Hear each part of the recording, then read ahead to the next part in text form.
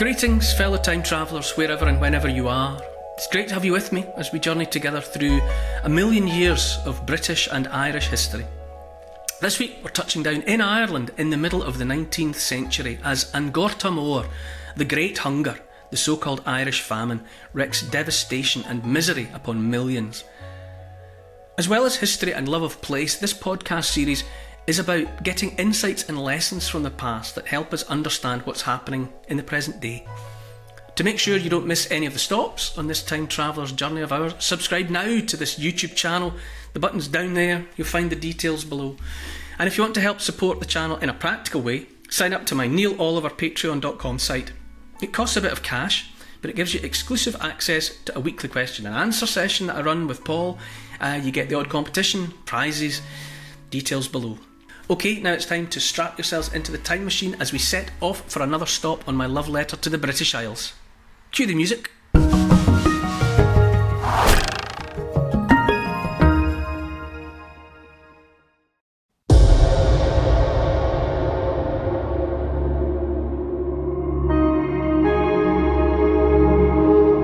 It was happening to people they didn't care about, felt no empathy for, felt no sense of kin with. And so when the tragedy started to sweep them up, there was a massive lag in time before anybody gave a damn.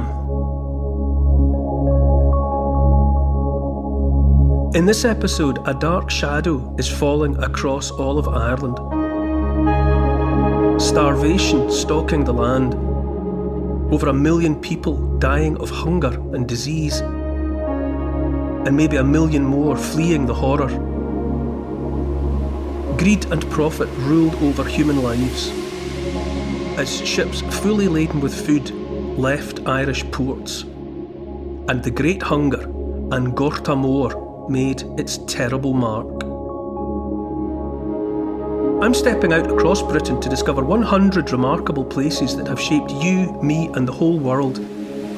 I'm Neil Oliver, and this is my love letter to the British Isles.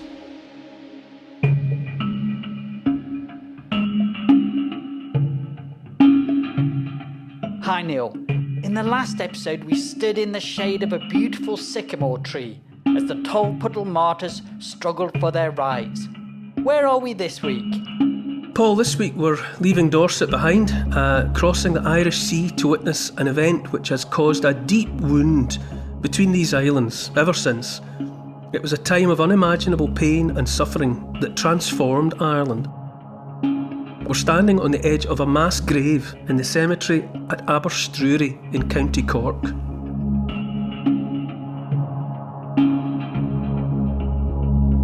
To call this one a love letter is quite, it's maybe not the best possible term to apply. It's a very sad story, a tragic story really.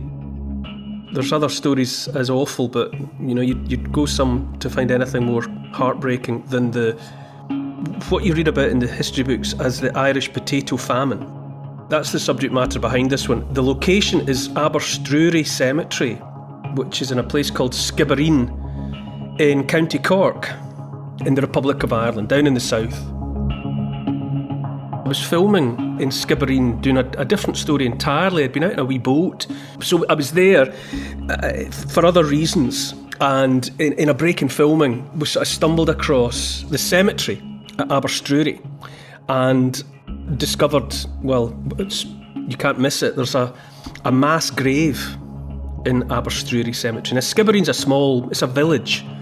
It's in a beautiful location, the sort of landscape I suppose a lot of people think about when they think of Southern Ireland. Rolling green, soft. I think there was a soft rain falling even while we were there. It's very picturesque and lovely and restful. But in the cemetery there's a mass grave of 10,000 men, women and children. And it's so out of place. You know, you think, this is so wrong. How that kind of death toll, 10,000 people is like the population of a small town. And you think, how can this be here in this lush, peaceful landscape? And of course, it all winds back to the story of the numbers who died for want of food in the 1840s.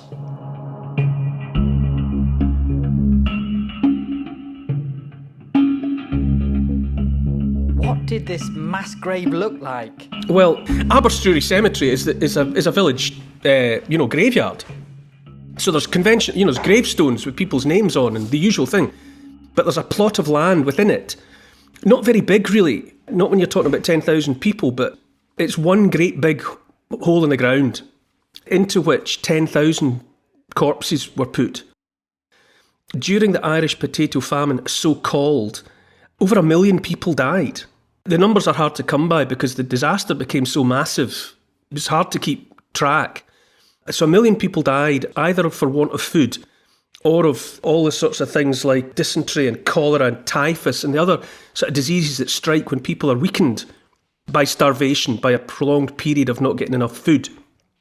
So the numbers are hard, but so many people dying at once, apart from anything else, it's massive logistical problems. And in the vicinity of Skibbereen and Aberstreary, there simply weren't enough people fit and well enough to bury the dead in a conventional sense, as in individual graves, put the dead people in coffins and conduct a normal funeral. So people were just being buried en masse, maybe just in their clothes, maybe wrapped in a shroud. There was just a necessity to get the bodies underground as quickly as possible because, massive amounts of dead bodies brings its own disease. And there weren't enough people left fit and well to deal with it in the normal way. So you end up with a mass grave. The survivors have no option but to quickly get the dead bodies dealt with. From a purely health and hygiene point of view, you've got to do it. So you're in this beautiful place, in this soft, peaceful landscape that tricks you into thinking that nothing much can ever have happened. And you find yourself confronted with death on that scale.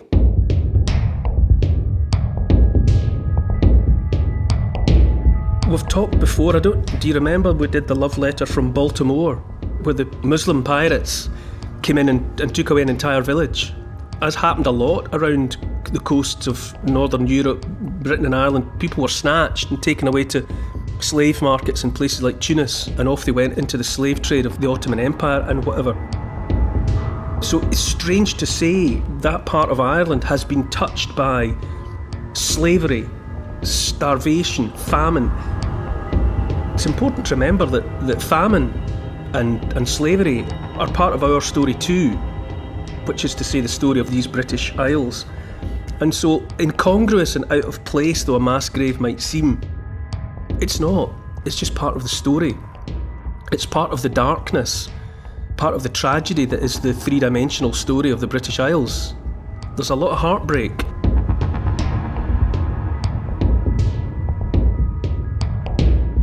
What was the population of Ireland at the time? It couldn't have been that high. No, I think it was about 8 million people. And it's hard to, I think you're looking at it, it was cut by anything up to half, certainly in some places. The Irish, as I said at the top, in the history books, you read about or you'll hear about the famine. And famine, as we know from disasters that have unfolded elsewhere in the world, it implies an absence of food, that people starve to death because there's nothing to eat. But in the Irish language, which is Gaelic, the Irish remember that time, 1845, 1846, 1847, as An Gorta Mór, which is the Great Hunger. And what's even worse than all these people dying is that there was plenty of food around. Wow. The tragedy of it is that there was food.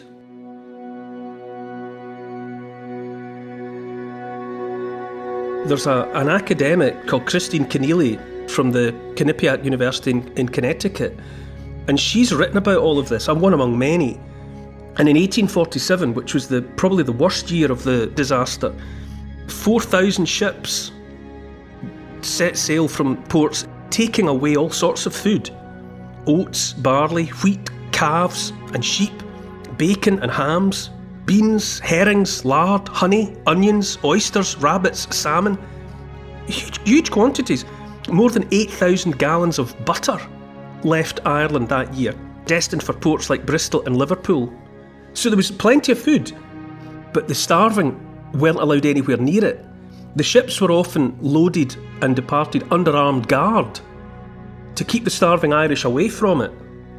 And it's that means that An Gorta Mór, the Great Hunger, is such a scar in the Irish collective memory, because it was an avoidable disaster.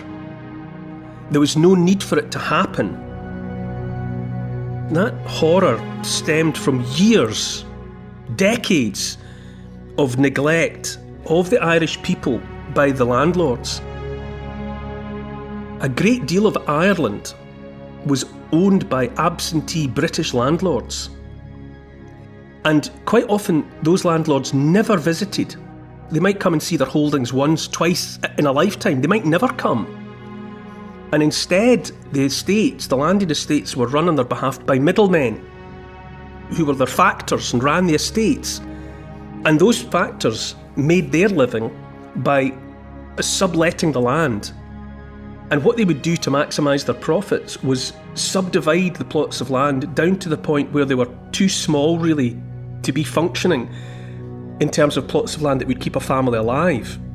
And it got to the point where the only crop you could grow that would produce enough food to feed a family was the potato.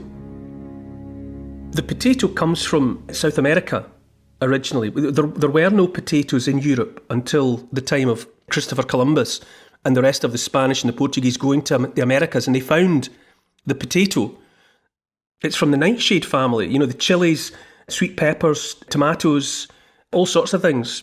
And they found the potato amongst the Incas, and they realised it for what it was, which was a kind of a superfood.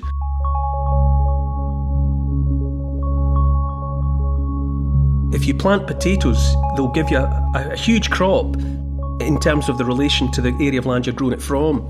And it meant that when it was introduced to Ireland, and because of the way in which people's land holdings, the poor people, they didn't own the land, they just rented it.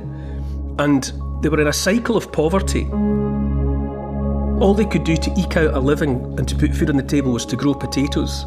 Potatoes are a very nutritious crop. The people of Ireland, the poor people in Ireland, were living on almost nothing else. They were just eating potatoes and maybe eking it out with, you know, the odd bit of fish or the odd bit of meat if they had the money and they could afford it. And it was just about sustainable until during the 1840s, a blight, a disease, came into Ireland and the rest of Europe from the Americas. Amongst other things that were being brought back in huge quantities from the Americas were seabird guano for fertiliser. And it's thought that in there or in something similar, a disease was brought in that affected the potato plants. And this potato blight, as it was called, went all through Europe, and it devastated the potato crop everywhere. But in a place like Ireland, where the poorest of the poor ate nothing else, it was catastrophic. And 1 year of bad harvest would have been bad enough, but it hit in 1845, then the same thing happened again in 1846, and then the same thing happened again in 1847. So the people just had literally nothing to eat. There was absolutely no useful response from the landowners. The people were supposed to fall back on soup kitchens and workhouses if they couldn't feed themselves. But that infrastructure, if you like, there was not enough of it was put in place, and it wasn't put in place fast enough. And so people just died in their thousands and their hundreds of thousands. And then, as I say, eventually, difficult to say, but let's say 1 million people died for want of food. And all the time, the landowners were exporting food. Such was the callous disregard for the plight of the people. The British government at the time was a Whig administration led by a Prime Minister called Lord John Russell. And the callous disregard that was manifest has led to all sorts of accusations, up to and including that the authorities might have exploited the hunger to get rid of the Irish. That rumour started to spread, that there was a murderous, even a genocidal, that word was used. Well, it has been used subsequently by some commentators, that it was actually being used to get rid of a troublesome Catholic population that had been a thorn in the side of the British authorities for the longest time.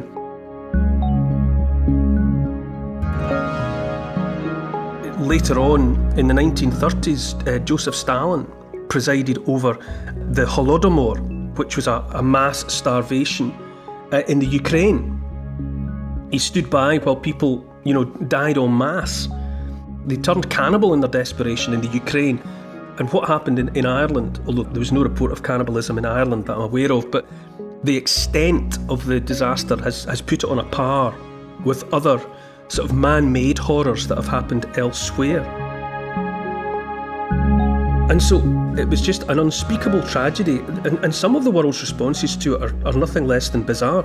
The first donation of cash to try and help actually arrived from Calcutta. It was Irish expats who worked for the East India Company, and they had read about what was happening back in the homeland in the newspapers, and they raised money and they sent it. And so the first fundraising was in Calcutta.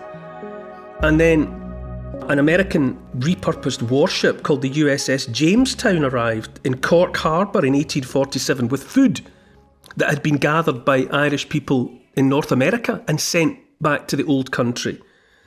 And eventually, late in the day, there were donations from the Pope, Tsar Nicholas I of Russia. Were sending money to try and alleviate what was finally understood to be happening in Ireland. But it was all too late. The mass dying took hold and had its effect before anyone could properly respond to it.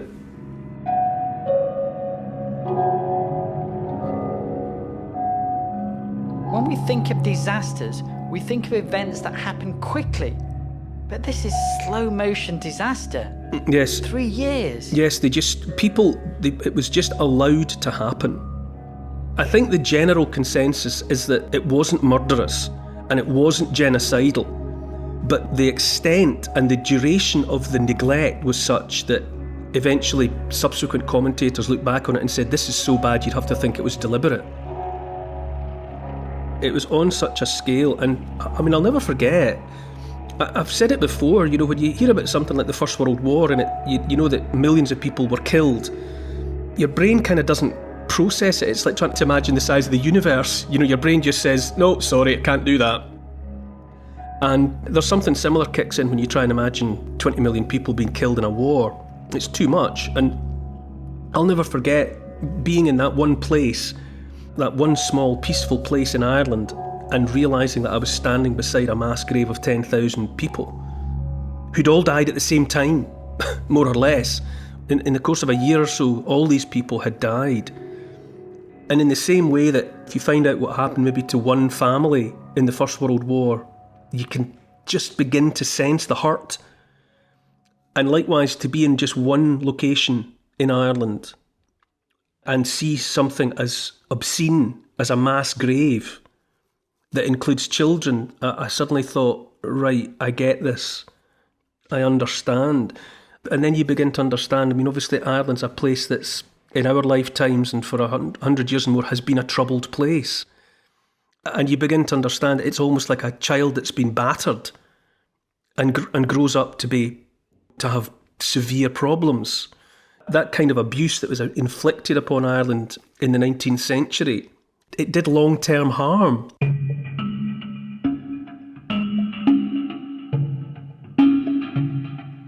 The British had practiced the plantation of Ireland. They tried to displace and dilute the impact of the Catholic population by bringing in Protestants. Long before the famine or the hunger, there were already movements within Ireland for independence, to get away from Britain. But the obscenity of the Great Hunger really put fire into it. And in the aftermath, there were all sorts of groups started: the Society of United Irishmen, the Irish Patriot Party, Young Ireland. All these groups formed, and where before it had just been unrest, it was in the aftermath of what had been seen to have been done and what was experienced by the people that before long it became about bullets and bombs. As well as the million that died, something like 1 million or more emigrated if they could get away, if they had the means, if they had the money for a ticket. And maybe they had connections, maybe they had family members who were already over in somewhere like North America or Canada. 1 million people fled Ireland.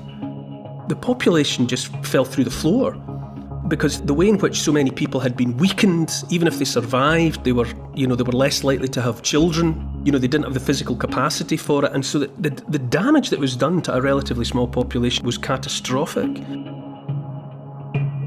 a lot of the people that emigrated, they were broken-hearted, leaving home and hearth and kin behind. And of course, they then arrived in North America with all sorts of ill feeling, and you get groups like the Fenian Brotherhood were established, who began to raise money and to call for the end of British rule in Ireland. And that's really how it started. And it ends up years later with the Civil War and the IRA and all the rest of the unrest. The most powerful seeds of all of that were caused by the obscene neglect and abuse that was made manifest in Angorta Moor, the Great Hunger of Ireland of the 1840s. So food was leaving the country as the disaster was happening? Yeah. But they must have realised how bad things were, because there were armed guards. They just didn't care. Well, it was beyond not caring. They knew it was happening. And they were just dismissive of it. I mean, for a long time, there was a mindset within the British establishment, not necessarily within the British population generally, but in the minds of the British establishment, that Ireland was a problem. It was troublesome. There was unrest. So there was a lack of empathy and a lack of sympathy. The Catholic Irish were looked on as a kind of another species. They were different, were foreign. Ireland was, although it was only separated from, the bigger island of Britain by a narrow stretch of water, it was other. And the Irish were othered, and they were foreign, difficult, problematic. And so when the tragedy started to sweep them up, there was a massive lag in time before anybody gave a damn, because it was happening to people they didn't care about, felt no empathy for, felt no sense of kin with. It came from that. Maybe if it had been happening in another region of England, things might have been different. But the fact that it started to unfold in a place that was trouble anyway as far as the establishment were concerned, it was like, oh God, let them get on with it. But the situation just didn't and couldn't fix itself. And so right through those years of hunger, 45, 46, 47, the ships, because Ireland's a fertile place, but the poor couldn't afford any of it. They couldn't buy the meat and they couldn't buy the fish. They didn't have any money. A process had made them entirely dependent, pretty much, on the crops of potatoes that they could grow on the meagre patches of land that they were able to rent. And that was it. And so all the hundreds of thousands of gallons of butter, all the meat, all the foodstuffs, all the good stuff just went aboard ships and left. And that's why it was such an obscenity. Because a famine, you think, famine, that means there's no, there was food, but the poor weren't being given it. And the poor weren't getting it because they were poor and they couldn't afford to buy it. And nothing was done for them until it was too late for 1 million. It's just appalling. Just appalling. So, if you want to understand why there is that rupture between the Long Island of Britain and the island of Ireland, well, look no further than that period in the 1840s when a blind eye and a deaf ear were turned to the mass starvation of ordinary men, women and children.